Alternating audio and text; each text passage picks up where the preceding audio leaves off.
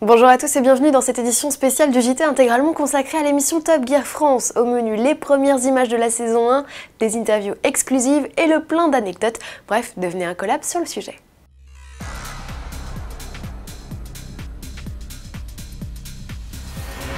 Top Gear, c'est le programme de divertissement le plus populaire de la planète avec 350 millions de téléspectateurs. Cette audience record, c'est le fruit d'un savant mélange entre un trio d'animateurs frappadingues, un humour décalé et des infos autour du thème de l'automobile, le tout mis en scène de manière amusante. Un concept aujourd'hui exporté en Australie, aux États-Unis ou même en Chine, mais c'est la version française qui remporte le plus de suffrages auprès de nos confrères britanniques.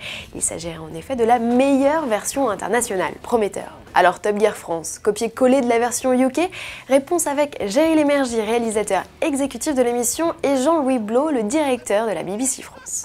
Ça reste une adaptation de Top Gear Angleterre, qui est quand même l'émission la plus vue dans le monde, donc il n'était pas question qu'on s'en écarte, en tout cas pas trop. Donc on a repris les fondamentaux, donc avec ces sièges. Alors évidemment en Angleterre, c'est pas les mêmes. Nous on voulait raconter une histoire française dans tout ça, donc on a mis les sièges d'une DS. Après voilà, il y a la table avec le moteur, il y a les voitures dans le décor. Alors c'est évidemment pas les mêmes qu'en Angleterre parce que nous on raconte une autre histoire. Parce que nous on ne fait pas rire, on ne rigole pas des mêmes choses que les Anglais. On n'a pas cette culture de la comédie, on n'a pas cette façon de faire rire, donc c'est un petit peu différent. Donc déjà, il ne faut pas chercher de point de comparaison à ce niveau-là. La façon dont on parle des voitures est aussi complètement différente. On n'a pas la même histoire. Nous, on a grandi dans des 4L, des Renault 5, ce genre de choses qui n'est pas le cas des animateurs anglais. On n'a pas la même façon de vivre la voiture, la sécurité, les routes. Bon voilà, tout est un petit peu différent. Différent, oui et non. Le premier teaser pour vanter les exploits de Philippe Lelouch, Bruce Joigny et le tonneau volant laisse entrevoir de grosses similitudes avec le programme anglais. On ne révolutionne quand même pas un concept qui marche. D'ailleurs, messieurs les animateurs, c'est quoi la French Touch? Savoir quelle est la French Touch de Top Gear, c'est les Anglais qui le diront. Il se trouve qu'on va évidemment tester des voitures françaises qu'eux ne feront pas forcément.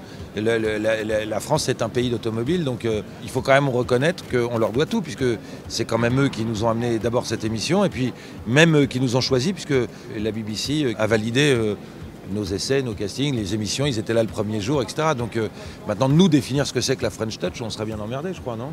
Non, c'est moi la French Touch. Non, mais je crois qu'on n'a pas forcément le même humour que l'humour anglais, même si on en a apporté un petit peu. Et donc voilà, ça va être déjà il y a la langue qui est différente et voilà, donc le feeling va être un petit peu différent. Mais voilà, on n'a pas forcément, on n'est pas arrivé avec notre baguette, notre camembert et notre béret dans le truc quoi.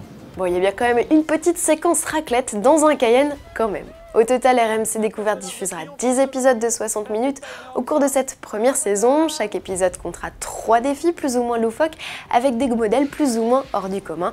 Le Stig, lui, aura la mission de tester l'un d'eux sur la piste bricolée de l'aérodrome de Brienne-le-Château pour réaliser le meilleur chrono. Ce tracé long de 2,1 km et fort de 7 virages est aussi le terrain de jeu des invités. Top Gear oblige, chaque star conviée passe par l'étape tour de piste avant de se rendre sur le plateau. Leur bolide, une Dacia Sandero TCE 90 chevaux. Leur mission, bien sûr, réaliser le meilleur temps absolu. Le comédien Arnaud Ducruet et le chef étoilé Philippe Etchebest ont été les premiers à passer la combi et le casque. Jean-Marie Bigard, François-Xavier Demaison, Bruno Solo, Yvon Le Bolloc ou encore l'ex-premier ministre François Fillon leur ont emboîté le pas. Reste maintenant à savoir qui prendra la première place du classement. Et tiens, qu'en pense le public venu en masse? Ils étaient 200 à assister à l'émission. Pendant le tournage, on a des petits morceaux qui sont diffusés et c'est vraiment très drôle. On sent que les discours sont bien écrits, il y a beaucoup d'humour. Écoutez, ça ressemble quand même pas mal à ce qu'on a vu à la télé. On n'est pas dépaysé. Un petit peu déçu par le circuit, mais bon, voilà. On va voir un peu comme ça va se dérouler par la suite, quoi. J'avais un peu peur quand même du casting, mais ils sont vraiment géniaux. Il y a une très bonne ambiance sur le plateau et je pense que l'émission va être excellente. Excellente. On vous laissera vous faire votre propre opinion en regardant RMC Découverte le 18 mars à 20h45.